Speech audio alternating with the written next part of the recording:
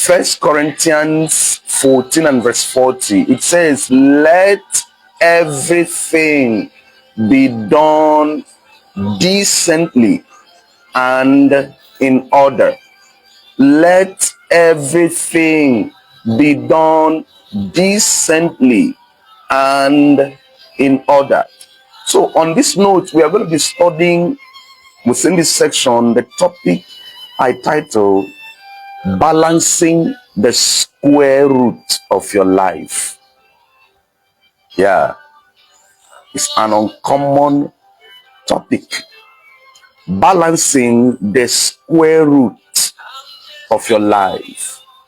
You know, every automobile you see today, be it a car, be it a lorry, be it a trailer, be it a bus, be it a jeep, could be a wagon car or a salon car. Every one of them needs what is called wheel balancing and alignment if they must work effectively.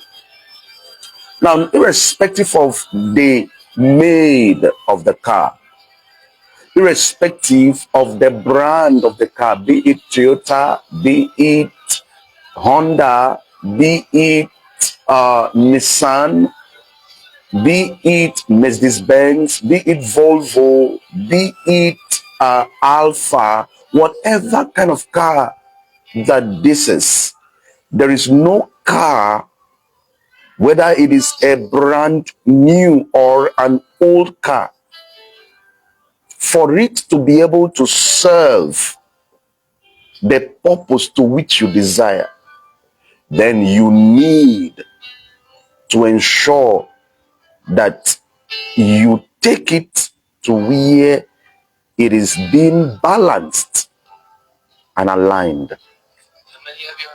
All right. I didn't say that you're supposed to, but I'm saying for you to make use of that car to its efficiency and enjoy the effectiveness, then you need wheel balancing and alignment to be able to have the usefulness of that car maximized. It doesn't matter how sophisticated your tires are. It doesn't matter how expensive your tires are. If you fail to balance the four wheels and set your alignment accurately, then your tires will be eaten up and will be condemned in less than 1 month. I'm sure if you are a car owner or perhaps a driver, you have the understanding of what I just explained better to you. The question is, why is wheel balancing and the alignment of that tire so important to your car?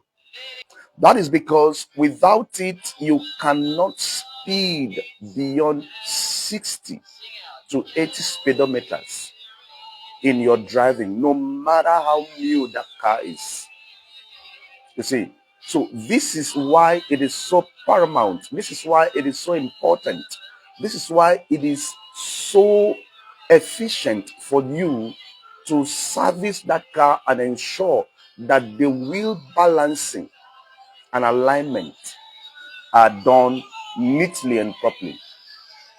Now, in that same vein, balancing the square root of your calling as a pastor or as a believer in Christ is so important. In the same way, wheel balancing and alignment are so important for your car if you must enjoy its effectiveness, if it must serve you the purpose to which you desire. In that same vein, balancing the square root of your calling as a minister of the gospel so paramount, because without it there are certain limits in life that you cannot cross. In the same vein that if you don't balance your tires, you may not exceed 60 or 80 without having your car vibrate as if to say that the tires are going to pull off. So it is upon this very premise we want to carefully consider balancing the square root of our lives, both as a minister of the gospel and as a believer in Christ. We all need these square roots, balancing the square roots. All right. In mathematics, it is said that the square root is a number that when multiplied by itself equals a given number. A number that when multiplied by itself is equal to a given number. That is a square root in mathematical science.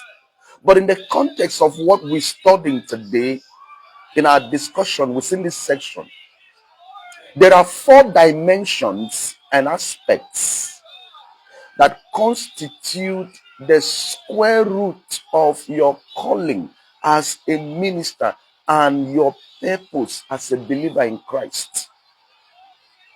For you to become an effective minister, fulfilling your calling, or an effective believer, fulfilling your purpose on earth, an effective balancing must take place, just like we've illustrated about the car. You must balance these 4 dimensions. You must balance these 4 aspects properly in order to get such desired result. I'd like us to quickly look at what are the 4 dimensions and aspects that we need to balance in order to be able to have a guaranteed effectiveness and efficiency in our lives as believers and in our ministries as ministers of the gospel. Number 1 is your word life. Your word life. And then number 2 is your prayer life. Yes, your prayer life. Number 3 is your faith life. Your faith life. And then the last in this lesson, not the least though, is your thought life. Your thought life. Your thought life.